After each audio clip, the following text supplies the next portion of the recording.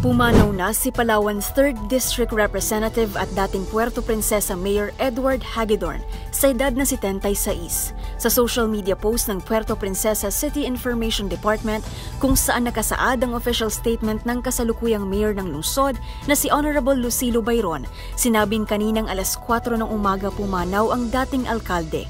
Nagsilbing mayor ng lungsod si Hagedorn mula taong 1992 hanggang 2013. Itinalaga rin bilang vice chairman ng ilang House committees ang kongresista, kabilang na ang Committee on the West Philippine Sea.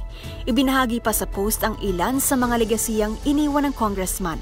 Ilan dito ay noong napabilang ang Puerto Princesa bilang isa sa New 7 Wonders of Nature, ang pagkakatatag ng City Baywalk, konstruksyon ng City Coliseum at ng bagong City Hall.